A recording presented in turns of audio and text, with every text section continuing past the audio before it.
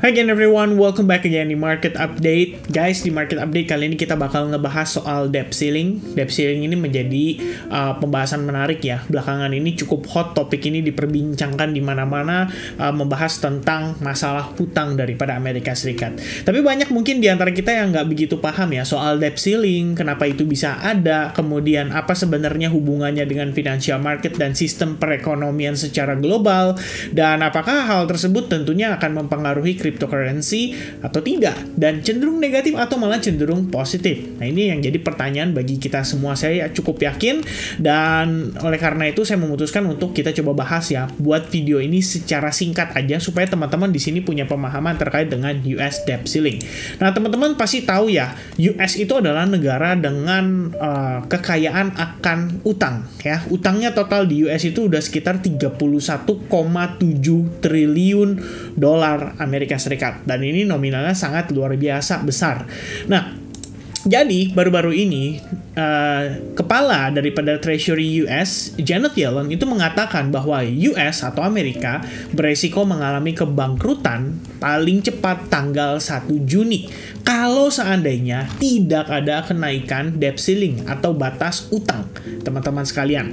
Jadi Treasury Secretary Janet Yellen said the US government could become unable to pay all of its bill on time as soon as June 1 if Congress doesn't first raise the debt limit. President Biden on Monday invited the top Republicans and Democrats on Capitol Hill to meet next week to discuss raising the country's roughly $31.4 trillion borrowing limit that the White House said soon after Miss Yellen's warning. Jadi sebenarnya gini teman-teman, saat ini lagi hot ya. Debt limit atau batas utang itu sebenarnya dibutuhkan oleh Amerika Serikat karena sebetulnya pendapatan negaranya, jadi kita bisa bilang APBN-nya nih teman-teman, anggaran pembelanjaan negaranya ya, itu dalam keadaan defisit. Ya, jadi mereka mengeluarkan uang, mereka belanja dengan uang yang istilahnya tuh dari hasil pembayaran pajak, kemudian dari pajak korporat dan macam-macam ya. Jadi pendapatannya pemerintahan itu kan most likely dari pajak, teman-teman. Itu kurang duitnya buat ngebayar pengeluarannya mereka. Nah, pengeluarannya tuh ada apa aja? Sebenarnya ada banyak banget. Nanti akan saya coba jelaskan. Tapi pada case ini, intinya kalau misalkan US itu nggak naikin debt limitnya mereka ya, atau debt ceilingnya mereka itu nggak dinaikin, maka akan menjadi masalah karena US itu nanti nggak akan bisa membayarkan segala tagihan ya terkait dengan government spendingnya mereka. Jadi anggapannya teman-teman, bayangin kayak di Indonesia ibaratnya ini anggota DPR, kemudian presiden, kemudian institusi-institusi pemerintahan ya, yang pokoknya digajinya itu sama pemerintah, itu nggak bisa dibayar sama mereka ya. Military, defense, kemudian pokoknya segala hal yang berhubungan dengan pemerintahan ya, serta program-program yang dikeluarkan oleh pemerintah, seperti misalkan kalau di Indonesia nih kita ngomongin seperti BPJS misalnya. Nah, itu pemerintah nggak bisa keluarin duit ya. Misalkan contoh kita datang nih ke rumah sakit, Pak saya pengen klaim dong menggunakan BPJS, nggak ada duitnya, dan rumah sakit nggak akan mau ngelayanin. Kenapa? Karena pemerintah nggak bisa bayar. Dan itulah sebenarnya menjadi permasalahan saat ini.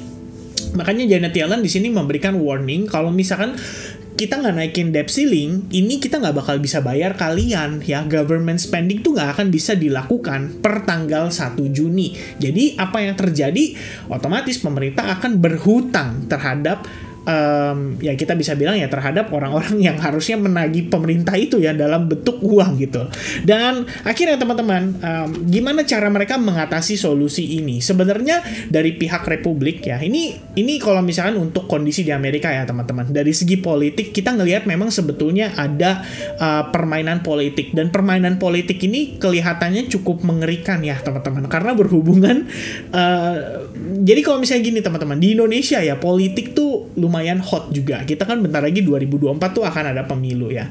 Ini pasti hot juga ya. Makanya ada politik politik agama lah ya. Pokoknya macam-macam teman-teman ya, yang bisa dibilang tuh bisa menyebabkan keretakan terhadap pemerintahan. Gak cuma pemerintahan tapi terhadap negaranya itu sendiri. Nah, di Amerika ini gokil sih kalau kita lihat ya. Jadi mereka memainkan ya sisi politiknya itu dari sini. Istilahnya pihak Republik itu kan lebih menguasai di bagian Kongres ya kalau nggak salah. Oh sorry, Republik are trying to force Democrat to agree to spending cuts ya.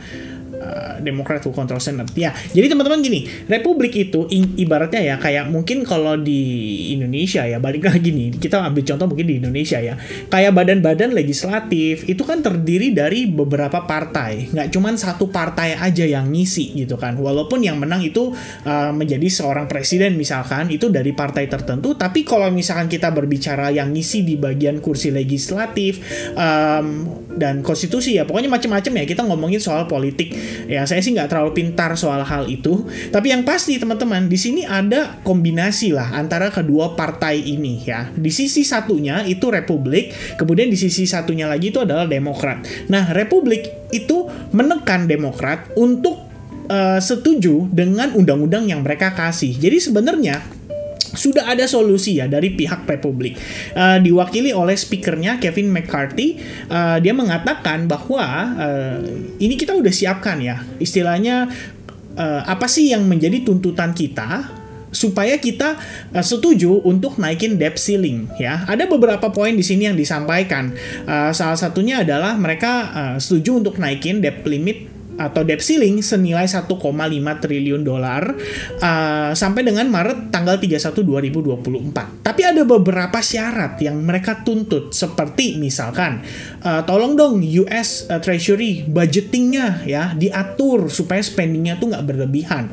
Kita tahu nih pendapatan negara kita tuh belum cukup gitu loh untuk ngeluarin spending sebanyak itu. Jadi kita nggak perlu ngutang ya, istilahnya pendapatannya ada berapa maka spendingnya itu harusnya diatur. Ibarat orang mah istilahnya teman-teman ya, gajiannya tuh 10 juta, tapi setiap bulan pengeluarannya itu 12 juta rupiah. Jadi dia lebih 2 juta rupiah. Pertanyaannya 2 jutanya dari mana? Nah, inilah harus ngutang. Makanya dari pihak pemerintah saat ini, US Treasury terutama ngomong, kita butuh nih kenaikan batas utang. Karena kalau misalnya kita nggak boleh ngutang, kita nggak bisa bayar kalian. Nah, ini yang menjadi permasalahan saat ini.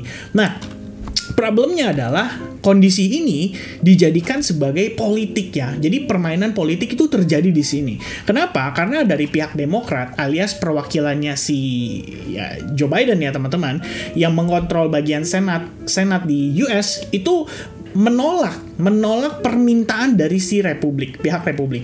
Mereka istilahnya mereka bilang bahwa anggota Kongres itu seharusnya nggak usah mempersulit gitu ya. Kalau misalkan kita mau naikin debt ceiling, harusnya nggak perlu ada kondisi atau syarat. Intinya naikin aja, emang karena kita butuh. Istilahnya seperti itu. Makanya di sini Mr. Biden has said he would veto the House-passed legislation, and Senate Majority Leader Chuck Schumer has said he would block it in that chamber. Ya, ini intinya ya kita ngomongin soal permainan politik yang terjadi ya antara anggota Republik dengan antara Partai Republik dengan Partai Demokrat, antara partainya Joe Biden. Dan ya kita tahu di sini sama-sama teman-teman, karena sebentar lagi juga akan ada pemilu di US ya, ini ya yang menjadi permainan. Jadi Joe Biden sebetulnya ya ternyata dia tuh punya banyak sekali kayak semacam kebijakan-kebijakan yang dikeluarkan supaya mensupport masyarakat. Jadi anggapannya nih teman-teman, kita berbicara misalkan dari presiden kita ya, itu ngeluarin kebijakan yang bisa dibilang meningkatkan pengeluaran belanja negara. Ya, jadi dibutuhkan anggaran lebih untuk belanja terkait dengan hal-hal tersebut. Seperti misalkan contoh, dikasih yang namanya pesangon, kemudian dikasih yang namanya tunjangan, ya itu kan ada banyak macam ya. Kita bisa bilang pemerintah itu bisa keluarin program, tapi kan butuh duit dong untuk menjalankan program tersebut. Nah, tujuannya apa sih? Supaya istilahnya Joe Biden itu terlihat seakan-akan, oh ini dia bagus nih sebagai presiden. Zaman Joe Biden, lu inget nggak? Kita tuh dapat ini, dapat itu, dan lain sebagainya. Nah, makanya dari pihak Republik bilang, lu harus ngelakuin yang namanya spending cut ya. Potong anggaran belanjanya, kurangin. Karena kita sekarang posisinya tuh minus ya. Kira-kira seperti itu. Jadi sebenarnya untuk mengatasi permasalahan defisitnya negara Amerika Serikat, Joe Biden itu udah beberapa kali ngasih solusi juga, dan salah satu solusinya Joe Biden tuh minta adanya kenaikan tax. Makanya di sini yang kesenggol kalau untuk kripto nih teman-teman, ini baru-baru banget kejadian ya. Joe Biden bilang dia minta adanya kenaikan adanya pajak senilai 30% terhadap crypto mining. Ya, jadi kalau misalkan ada orang yang melakukan mining di US, dia minta pajaknya senilai 30%. Nah, tujuannya apa ya? Satu, teman-teman, seperti yang tadi kita tahu, untuk menambah anggaran belanja negaranya si US, supaya mereka pemasukannya bertambah. Kita bilang dari tax personal, kemudian dari tax salary, kemudian dari tax corporate, itu banyak banget kan istilahnya pendapatannya mereka. Dan salah satunya juga Joe Biden tuh pernah memberikan proposal untuk kenaikan pajak lebih dari 3% untuk orang-orang yang statusnya tuh orang-orang tajir lah di Amerika Serikat. Jadi di sini Joe Biden memberikan solusi dari sisi kenaikan pajak ya. Itu menjadi solusi daripada Joe Biden. Di mana sebelumnya pada masa Donald Trump, which means oposisinya nih, Donald Trump itu melakukan tax cut. Jadi Donald Trump itu ngurangin pajak pengusaha. Nah, ini kontra. Joe Biden naikin pajak pengusaha. Dia pengen naikin pajak pengusaha supaya bisa mengatasi masalah saat ini.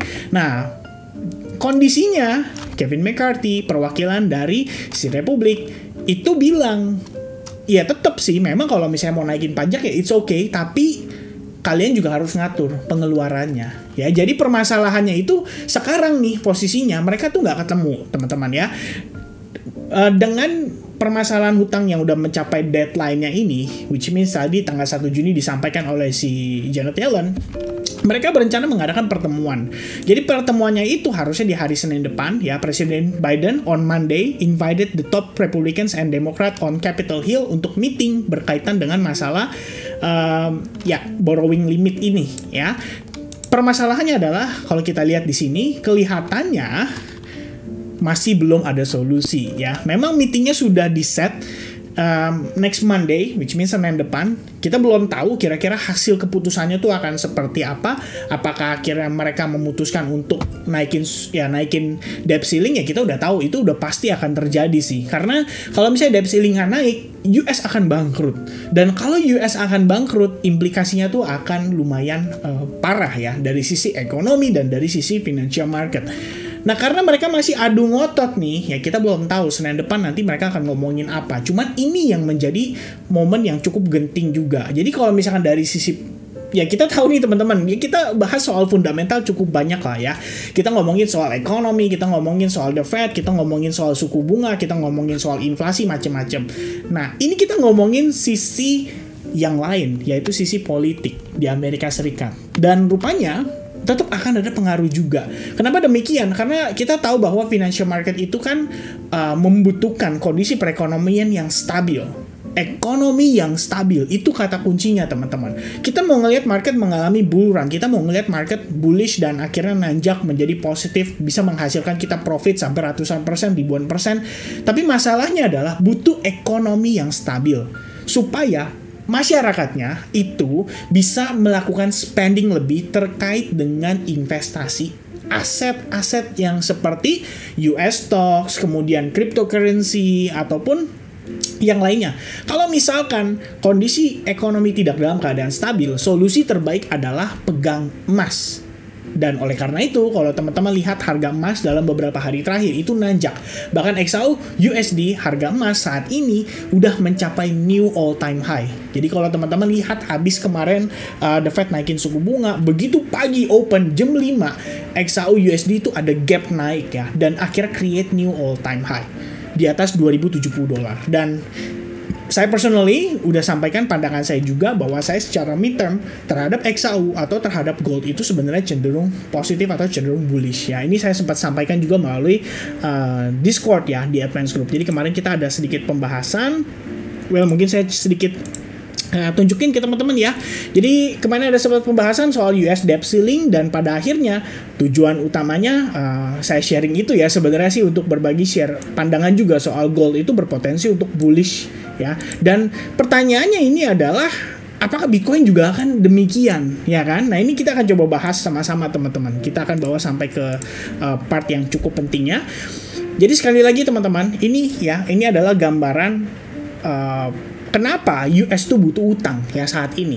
Kalau kita lihat, ini pendapatannya individual income ya, tax ya. Jadi pajak yang dihasilkan dari individu, kemudian ada social security and Medicare tax. Jadi di situ kan juga ada Medicare dan macam-macam, itu juga ada pendapatan lah istilahnya dari sana gitu.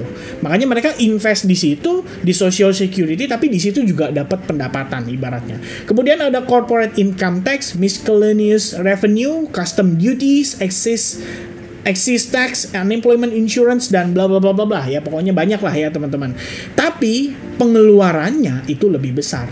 Nah, tahun 2022 US total spendingnya itu adalah 6,2 triliun US dollar, tapi pendapatannya itu cuma 4,8 triliun US dollar. Jadi ada total defisit itu senilai 1,3 triliun dolar. Pengeluarannya itu kemana aja? Social security atau kesehatan, income security, kemudian ada national defense, jadi kita ngomongin military, ada Medicare, kemudian education, net interest, veteran benefit, jadi orang-orang yang terima tunjangan ya, mereka veteran yang udah pensiunan, kemudian transportasi dan lain sebagainya ya. Transportasi ini termasuk yang namanya kalau kita bilang apa sih itu bahasanya, subsidi teman-teman ya. Jadi kayak di Indonesia tuh kita beli bensin ya kan, ada yang disubsidi, ada yang tidak. Nah itu kan jadi pengeluaran government juga. Nah itu bayar dari mana? Kalau misalkan pemerintah ya nggak punya penghasilan ya kan, pemerintah dapat penghasilan itu untuk subsidi juga ya. Itu yang sebenarnya terjadi ya pada kondisi US saat ini. Jadi US tuh minus, setiap tahun tuh dia minus. US tuh nggak untung tapi minus teman-teman sekalian. Nah ini yang jadi pertanyaan, jika seandainya debt ceiling itu ditangguhkan atau tidak dinaikkan, US Treasury itu nggak akan punya kemampuan untuk membayarkan kewajiban mereka, dan secara dampaknya terhadap ekonomi itu akan cenderung negatif ya. The negative economy effects would quickly mount and risk triggering a deep recession. The economic effects of such an unprecedented event would surely be negative ya. Ada beberapa poin di sini kalau dari sisi ekonomi saya pengen highlight ke teman-teman supaya kita punya persiapan, kita punya pengetahuan, dan punya ya istilahnya kita bisa antisipasi lah sama-sama terkait dengan apa yang berpotensi terjadi nantinya. A debt default could trigger an economic downturn which would prompt a spike in unemployment. Jadi pengangguran itu bakal nanjak secara signifikan. Kenapa bisa demikian ya? Mungkin akan ada banyak usaha-usaha yang bangkrut teman-teman ya karena masalah ini. Jadi pertama dari pemerintah ada beberapa poin yang mereka nggak bisa bayar, terus mulai merembet tuh nanti ke usaha-usaha, perbankan, bisnis, dan lain-lain. Ya, kemudian kalau kita lihat di sini, how much damage would be done would depend on how long the crisis continues. Jadi tergantung mereka bagaimana nanti ngatasinya. Kalau misalkan bangkrutnya berlangsung selama lebih kurang 1 minggu, maka hampir 1 juta orang akan kehilangan pekerjaan, termasuk di financial sector, ya, which would be hard hit by the stock market declines. Jadi US stock market tuh kemungkinan besarnya akan drop dan crash. Kemudian unemployment rate itu bisa nanjak sampai lebih dari 5%. Dan ekonomi akan mengalami contraction by nearly 0.5%. Jadi kita ngomongin soal GDP itu bakal drop banget signifikan dan lain sebagainya. Ya, jadi sebenarnya kalau kita berbicara soal bagaimana situasi debt ceiling ini bisa mempengaruhi market kripto, sebenarnya gini teman-teman. Kalau misalkan kita berbicara US mengalami kebangkrutan, kenapa sih akhirnya bisa menyebabkan masalah secara masif gitu ya? Karena kalau misalnya US nggak sanggup bayar, US itu bahkan nggak bisa bayar hutangnya mereka terhadap orang-orang yang ngebeli obligasinya mereka. Jadi kalau misalnya orang bilang kan, beliin obligasi aja, aman kok, kita utang sama negara. Nah, di US nih, sekarang, ini orang-orang yang ngutang sama US itu lagi ketar-ketir. Anggapannya mereka yang megang bondsnya lebih dari 2 tahun, 3 tahun, atau bahkan 10 tahun, mereka akan galau setengah mampus, teman-teman. Kenapa demikian? Karena pertanyaannya, The Fed bisa bayar nggak? Ya, bukan The Fed, sorry. Tapi kita ngomongin government US, itu bisa bayar nggak? Dari US Treasury bisa bayar nggak? Nah, dampaknya apa? Implikasinya apa? Seandainya kondisi ini menyebabkan terjadinya kepanikan di pasar, maka orang-orang yang mungkin bonds yang sudah jatuh tempo, dia akan lebih memilih untuk nggak nerusin bondsnya mereka. Jadi mereka nggak mau istilahnya ngutangin pemerintah lagi. Begitupun negara. Ya, kalau negara mungkin ya kita udah ngomongin berbeda cerita ya. Mungkin ada negara yang pengen jatuhin US ya bisa aja ya istilahnya gitu. Tapi kalau kita ngomongin masyarakat kayak saya misalkan ditawarin nih sama government, nak kita butuh utang nih ya, tolong dong beli bondsnya kita. Saya nggak berani. Kelihatan kok ini US utangnya mengerikan ya dan lain sebagainya. Ini kalau misalnya kayak gini saya misalkan beli bonds dari US atau dari government, bahayanya apa? Ya bahayanya saya nggak akan bisa dibayar nantinya dan pada akhirnya ikut bangkrut bersamaan dengan government. Nah ini dia teman-teman yang sebenarnya menjadi masalah yang cukup complicated. Makanya ngebahas tentang debt ceiling ini bakal menjadi berita hot ya, at least selama seminggu ke depan, karena kita butuh jawaban dari pertemuan antara pihak Republik dan Demokrat dan di sini harusnya akan menjadi solusi terkait dengan bagaimana nanti mengatasi masalah ya si debt ceiling ini teman-teman sekalian. Dan kalau misalkan seandainya debt ceilingnya tidak bisa diatasi seperti yang saya katakan, harusnya implikasinya terhadap gold itu akan cenderung positif. Pertanyaannya adalah terhadap US stocks yang memiliki korelasi positif dengan market crypto atau Bitcoin terutama. Itu gimana? Sebenarnya kalau kita ngomongin Bitcoin cryptocurrency, dengan kondisi seperti ini, inilah tujuan Bitcoin itu diciptakan dari segi fundamental. Satoshi Nakamoto menciptakan Bitcoin itu setelah krisis tahun 2008. Jadi 2010 jadi, and then tujuannya fundamentalnya itu apa sih sebenarnya? Untuk mengatasi atau menjadi solusi dari permasalahan-permasalahan krisis ekonomi yang mungkin akan muncul ke depannya. Yang kita bisa bilang ya, udah pasti akan muncul. Kenapa demikian? Karena sistem perekonomian itu diatur oleh manusia juga. Dan pada akhirnya bisa mengalami yang namanya mistakes ya. Seperti contohnya The Fed. The Fed itu miscalculated soal inflasi. Selama 8 bulan dibiarkan dan dia mengatakan sifatnya transitory. Makanya itu yang menyebabkan inflasinya di US itu akhirnya jadi nanjak dan tinggi banget dan mereka udah nggak bisa ngatasin. By the time mereka menyadari itu sudah terlambat. Nah, kondisi krisis seperti ini itu masih possible terjadi ke depannya. Dan kalau misalkan seandainya debt ceiling di sini pun tidak bisa diatasi ya, sebenarnya implikasinya terhadap Bitcoin harusnya sih kalau based on fundamental yang cenderung positif. Tapi kita tahu teman-teman, kalau seandainya sampai kondisi krisis, resesi, atau bahkan yang lebih parah US bangkrut, ini bakal menjadi dampak yang sangat signifikan terhadap para pelaku pasar. Karena kita ngomongin para pelaku pasar, nantinya akan kesulitan buat belanja. Ya, kita ngomongin bukan kesulitan buat belanja saham atau belanja aset aja, tapi kita ngomongin soal mereka kesulitan dalam menjalani kehidupan sehari-hari untuk kebutuhan mereka. Oke, so itu dia teman-teman update saya seputaran debt ceiling. Mudah-mudahan penjelasan yang sederhana ini bisa diterima oleh teman-teman. Sekiranya bisa mendapatkan poin-poin atau intisari dari apa yang saya sampaikan. Dan tentunya kalau misalkan dari saya sih pribadi, ya kita be prepare aja ya untuk kondisi worst case scenario. Kalaupun seandainya market mengalami koreksi setelah kondisi ini terjadi, ya pada intinya kita harus punya persiapan ya untuk melakukan akumulasi kembali. Karena sebagian dari kita percaya bahwa Bitcoin pun dan kawan-kawan itu masih bisa bullish karena sebentar lagi akan mengalami halving. Okay? So I think that's it everybody. Thank you very much for watching and I hope I'll see you guys again in the next update. God bless buat kita semua. Cheers. Bye-bye guys.